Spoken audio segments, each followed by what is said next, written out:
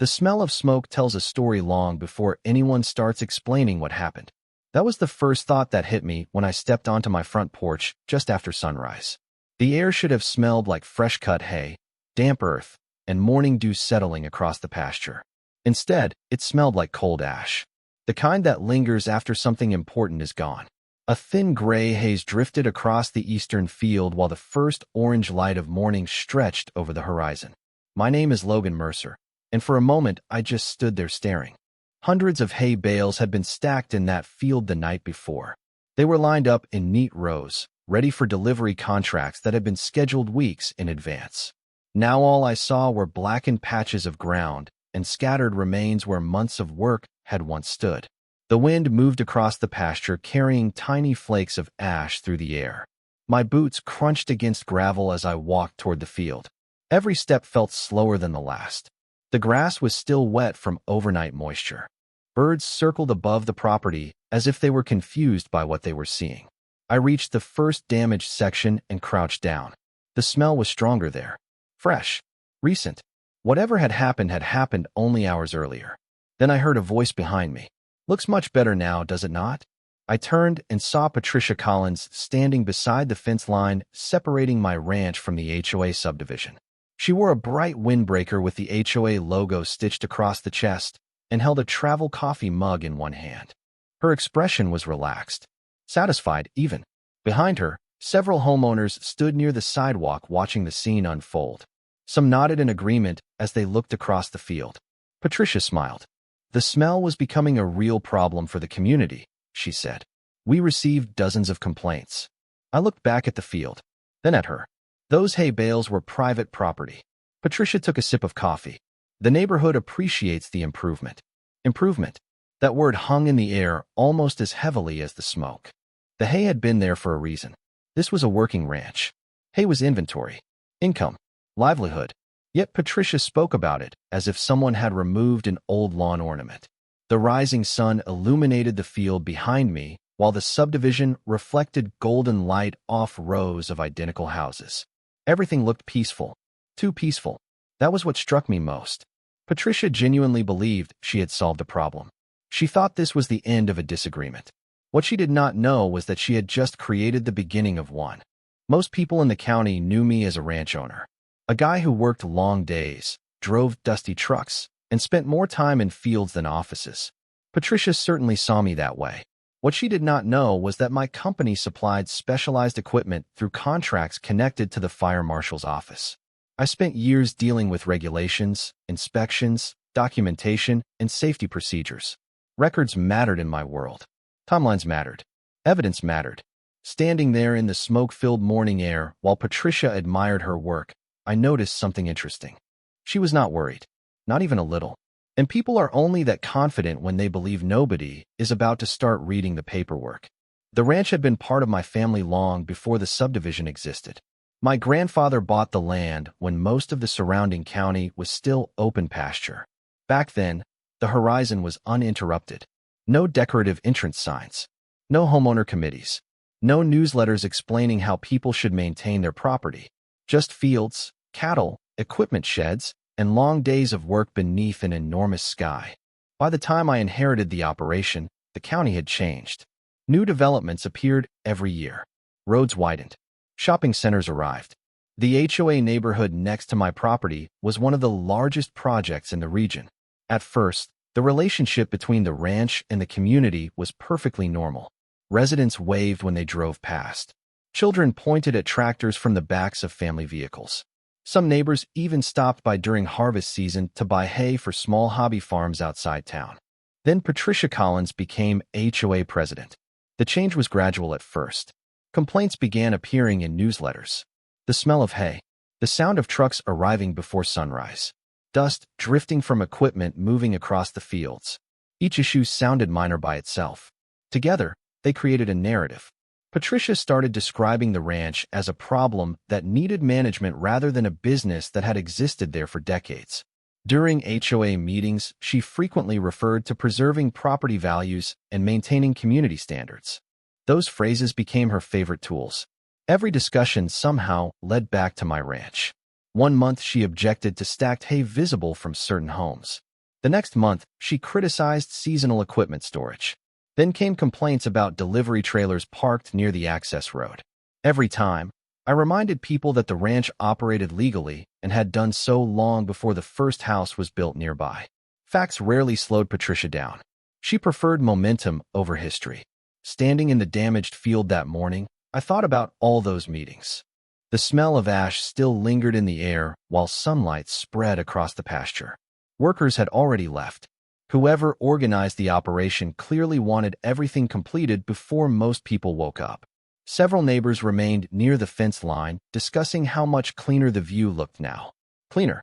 That word bothered me almost as much as the smoke. They were looking at months of work reduced to a vacant section of field and calling it an improvement. Around mid-morning, I walked through the property documenting everything. Photographs, distances, locations, tire tracks, remaining materials. The process felt familiar because documentation was a normal part of my professional life. My company spent years supplying specialized equipment through contracts that required inspections, certifications, maintenance records, and detailed reporting. Every transaction created paperwork. Every project created a trail. That habit carried over into everything I did. While Patricia celebrated what she believed was a victory, I filled folders. By noon, the smoke had mostly disappeared. The field looked strangely empty beneath the bright blue sky. Across the road, HOA residents continued their routines, completely unaware that a much larger story was beginning to unfold. Patricia believed she had solved a neighborhood nuisance. What she had actually created was a timeline. And in my experience, timelines become very important when people eventually start asking who approved what, when they approved it, and why nobody thought to read the rules first. Over the next week, Patricia transformed a local complaint into a full campaign. Every few days, another HOA email appeared in residents' inboxes. The subject lines were always polished and professional. Community Appearance Initiative, Neighborhood Improvement Program, Environmental Quality Enhancement. The wording changed, but the target remained the same. My ranch. Reading those emails almost became a morning ritual. I would sit at the kitchen table with a cup of coffee while sunlight spilled through the windows and scan through paragraphs describing how the neighborhood deserved cleaner views and higher standards. Sometimes photographs of the subdivision appeared beside carefully selected images of hay storage areas near the property line. The contrast was intentional. Patricia understood marketing. She knew how to shape perception. The more residents saw those messages, the more they began viewing the ranch through her lens instead of their own experience. What fascinated me was how quickly assumptions became accepted facts. A few years earlier, most homeowners barely noticed the hay fields. Now people discussed them at community meetings as though they represented an ongoing crisis. One evening, I attended an HOA meeting held at the clubhouse. The building sat less than a mile from my ranch. Through the large windows, I could actually see sections of pasture stretching toward the horizon. The room smelled like fresh coffee and carpet cleaner.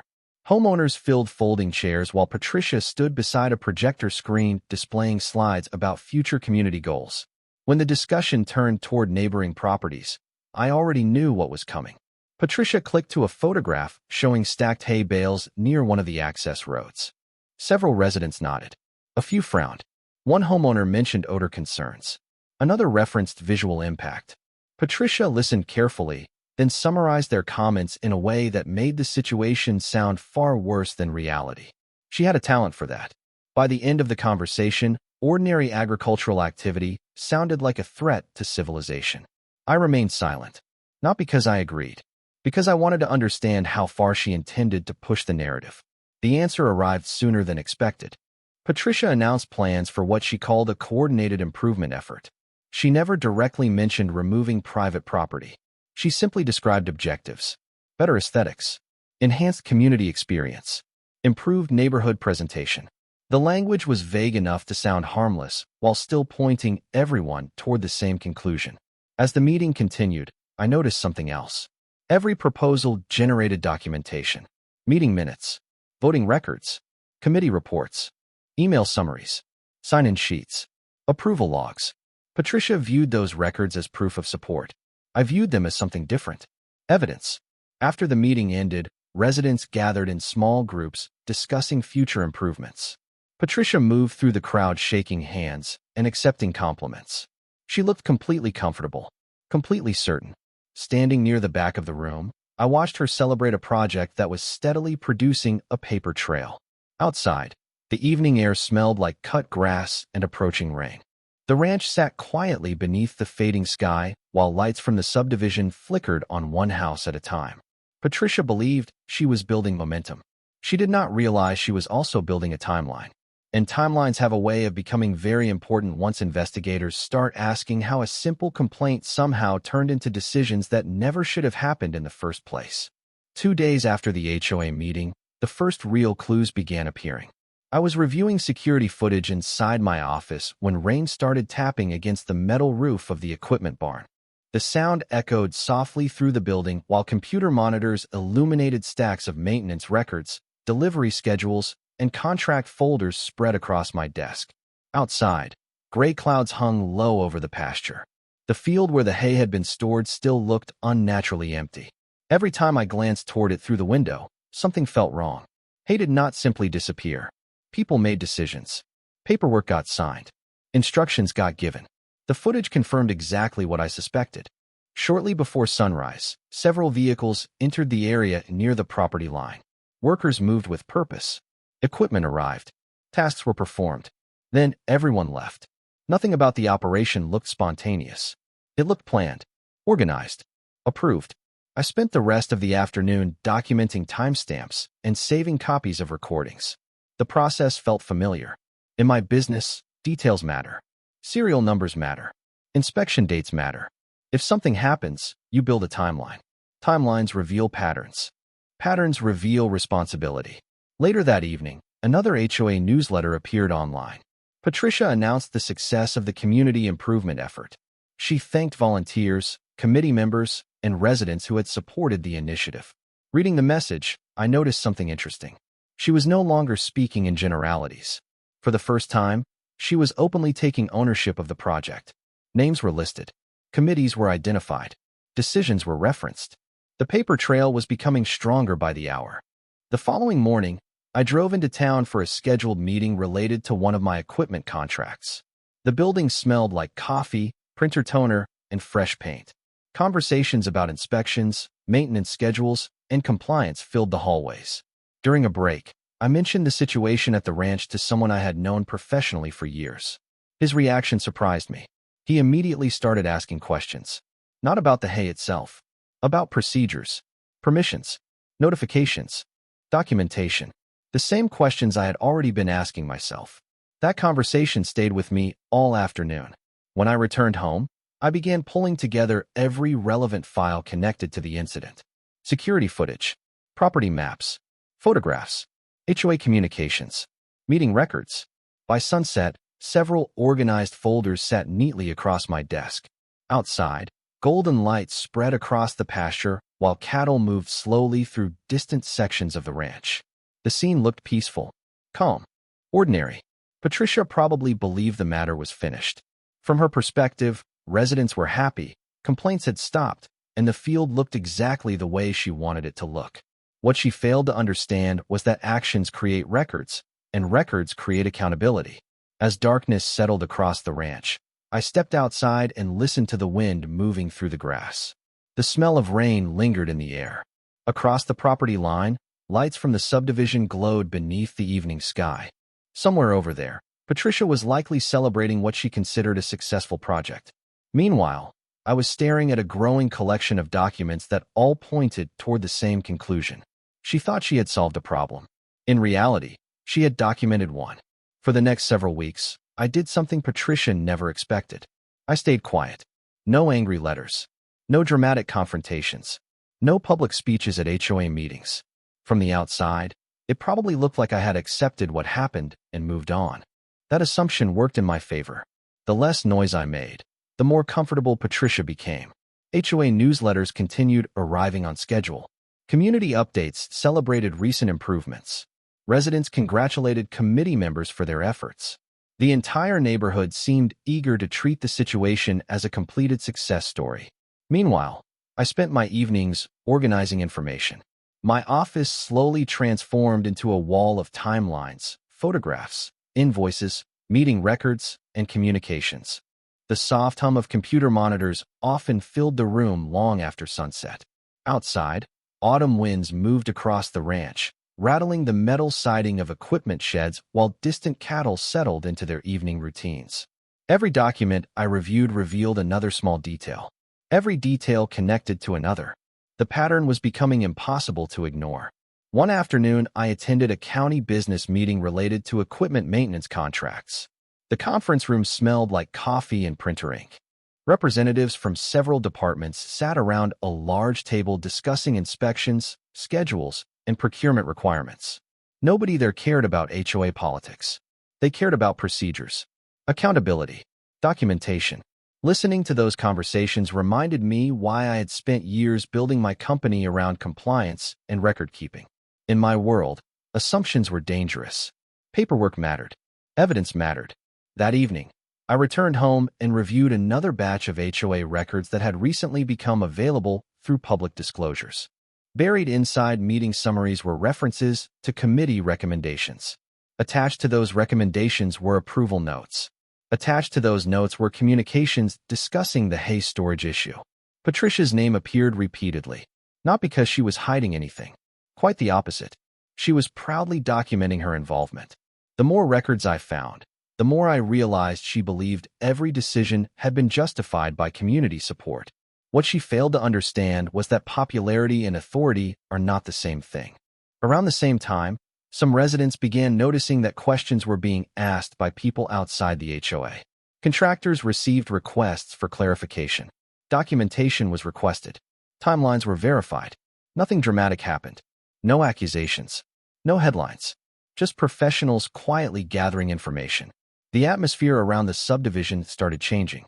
Conversations became more cautious. Homeowners who had enthusiastically supported the project now seemed less certain when discussing it. Patricia remained confident in public, but I noticed subtle differences. Her updates became shorter.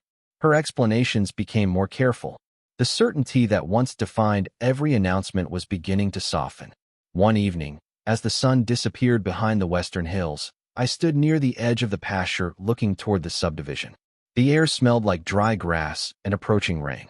Lights flickered on across the neighborhood one house at a time. Everything looked peaceful, ordinary. Yet beneath that calm surface, a very different process was underway. Patricia believed she had spent months building support for a solution. What she had actually built was a remarkably detailed record of every step that led to the decision. And as I looked across the darkening field where the hay once stood, I realized something important. The strongest evidence was no longer sitting in my files. It was sitting in hers. The reveal happened on an ordinary Wednesday morning. There was no dramatic announcement. No spotlight. No moment where everyone suddenly stopped what they were doing and stared. The truth simply entered the conversation because someone asked the right question. I was sitting inside a county conference room reviewing equipment maintenance schedules when one of the officials looked up from a file and asked how long my company had been handling specialized support contracts. The answer surprised several people around the table. Nearly 15 years. Long enough that most departments in the county recognized our trucks on site. Long enough that our equipment had supported inspections, training exercises, emergency preparedness programs, and countless operational projects. Long enough that documentation standards had become second nature to me. The room smelled faintly of coffee and copier toner while rain tapped against the windows outside. As the discussion continued, I realized something important. Patricia had spent months assuming she understood who I was. To her, I was simply the ranch owner next door. The guy with hay fields and dusty trucks. The neighbor she believed could be pressured into adapting his business to fit the preferences of the HOA. What she never bothered learning was that my professional world revolved around regulations, compliance requirements, safety standards, inspections, and government contracts. Records were not just something I kept. Records were the foundation of everything I did. Later that afternoon, I returned to the ranch and walked through the equipment facility located behind the main barn. The smell of machine oil, rubber, and clean metal filled the building. Rows of specialized equipment sat neatly organized beneath bright overhead lights. Maintenance logs hung beside storage areas. Inspection records filled filing cabinets. Every item had a history. Every procedure had documentation. Looking around, I could not help smiling. Patricia thought she was dealing with a farmer who happened to own a ranch. In reality, she had stumbled into a world built entirely around accountability. Over the next several days, more questions emerged from various reviews. Timelines were requested. Operational details were verified. Communications were examined. The process remained calm and professional. Nobody accused anyone of anything. That was not how these systems worked. They worked through facts, through records, through consistency. One evening, I attended another HOA gathering. The atmosphere felt noticeably different than it had a month earlier. Residents still chatted near the coffee station. Committee members still reviewed agendas. Yet there was a caution in the room that had not existed before. People were asking questions. Real questions. Questions about approvals, documentation, procedures. Patricia answered as confidently as possible, but I noticed hesitation creeping into her responses. She no longer spoke with absolute certainty. For the first time, she seemed aware that decisions made months earlier were now being examined from perspectives she had never anticipated. As the meeting ended, I stepped outside into the cool evening air. The scent of wet grass drifted across the parking lot while lights from the subdivision reflected off puddles left by afternoon rain. Behind the neighborhood, the dark outline of the ranch stretched toward the horizon. Standing there, I finally understood why Patricia had made such a critical mistake. She assumed authority came from titles, committees, and votes. My experience taught me something different.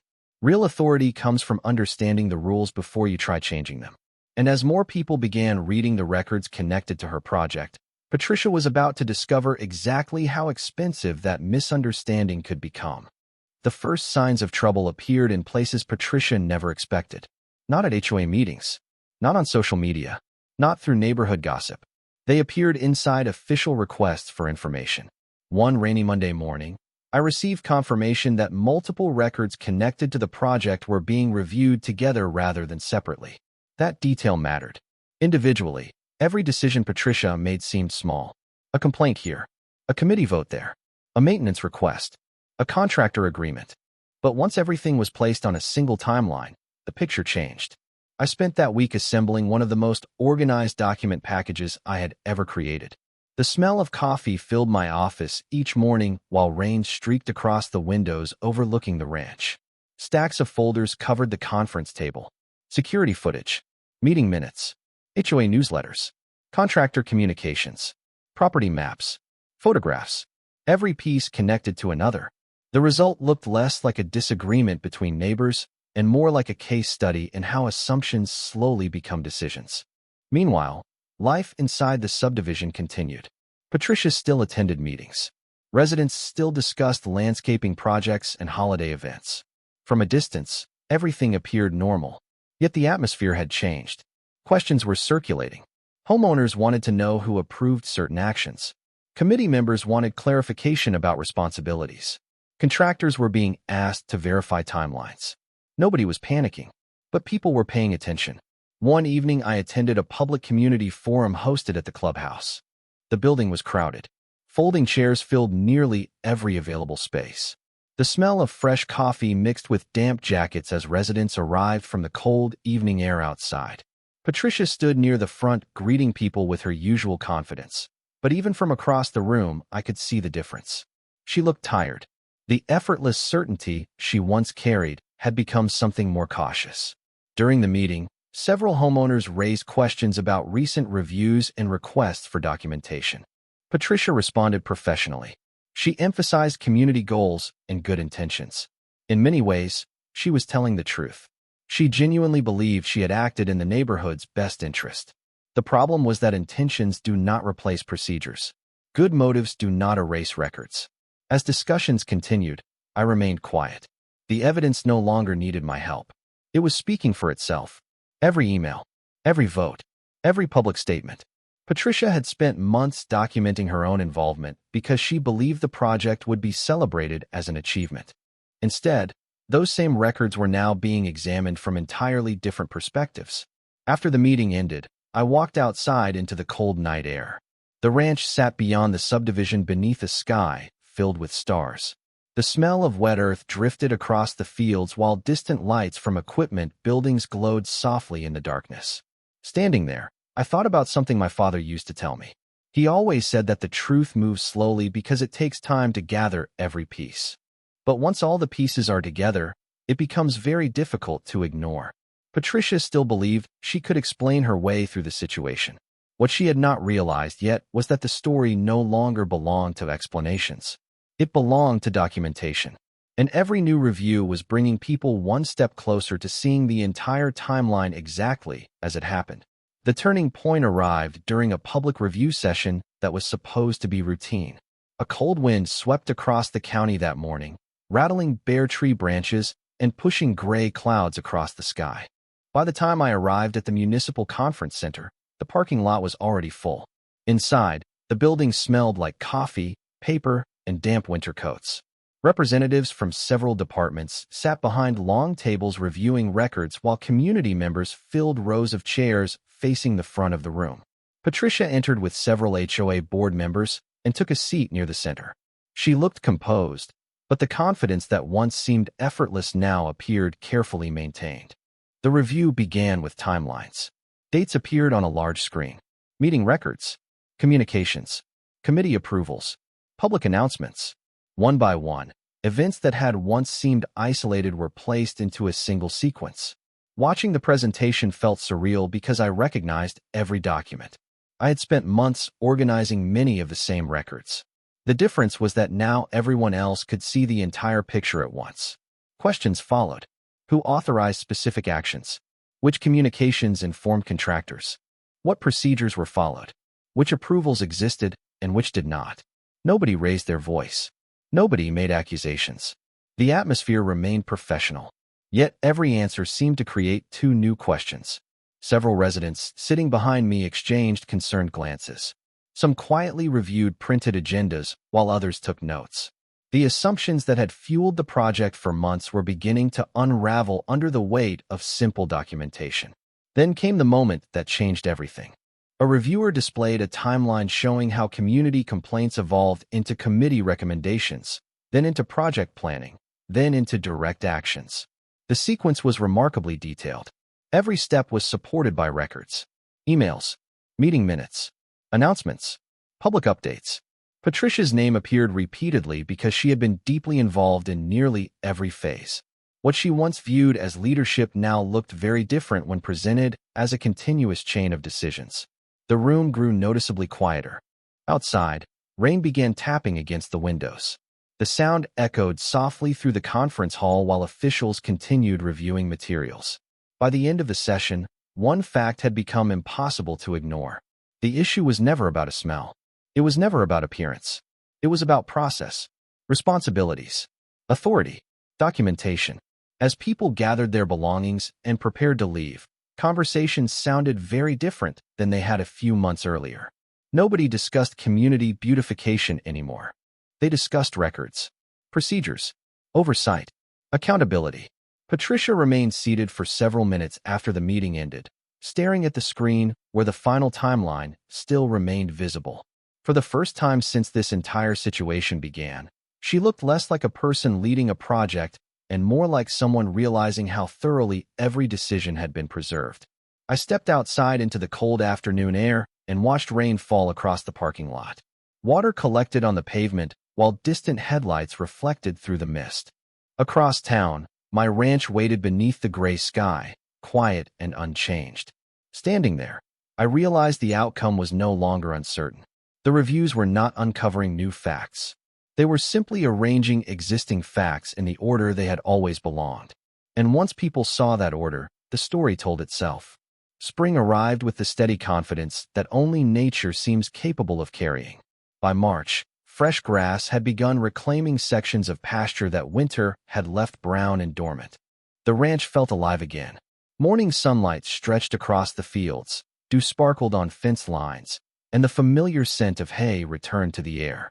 Standing near the same field where everything had started months earlier, I watched a delivery crew unload a new row of hay bales. The sight brought an unexpected sense of peace, not because the losses had been forgotten, but because the land itself had moved forward. In the end, The reviews concluded exactly where the records pointed. Multiple decisions had been made without proper authority. Procedures that should have been followed were not followed. Documentation revealed a chain of actions that extended far beyond simple neighborhood complaints. Corrective measures were issued. Policies were updated. Oversight requirements became stricter. Future projects faced additional review standards. Nothing about the outcome felt dramatic. There were no shouting matches, no public humiliation, no cinematic showdown, just accountability arriving one document at a time. Around the subdivision, conversations changed noticeably. Residents who once repeated talking points about odors and appearances began asking different questions. They wanted to understand property rights. They wanted to know how authority actually worked. They wanted to know why so many assumptions had been accepted without verification. The answers were sitting in records that had existed from the beginning. Patricia gradually stepped away from the position she had held for years. The transition happened quietly. New leadership emerged. Meeting agendas became more transparent. Community communications became more careful. People paid closer attention to details. Looking back, I sometimes wondered if Patricia ever fully understood where things went wrong. It was easy to blame the reviews, the documents, or the investigations. But the real mistake happened much earlier. She stopped asking questions once she became convinced she already knew the answers. One afternoon in late April, I drove past the subdivision entrance and noticed something that made me smile. A new community bulletin board had been installed near the clubhouse. Printed across the bottom were words promoting cooperation between residents and neighboring property owners. It seemed like a small change, but it represented something much larger. Lessons had been learned. That evening, I stood beside the newly stacked hay bales while the sun disappeared behind the western hills. The air smelled exactly the way it always had on the ranch. Dry grass, fresh earth, open fields. The same scent Patricia once called a problem now drifted peacefully across the landscape. Cattle moved slowly in distant pastures. A gentle breeze rustled through the grass. Everything felt calm, complete. I looked across the property line toward the neighborhood lights beginning to appear in the distance and thought about the first morning I smelled smoke. Patricia believed she was removing an inconvenience. What she actually created was a record, a timeline, a trail of decisions preserved by her own documentation. In the end, the hay returned. The ranch continued operating. The community moved forward. And the lesson remained. She thought she was fighting a smell. What she was really fighting was a paper trail. Justice is not loud. It is documented. And eventually, every signature tells the truth.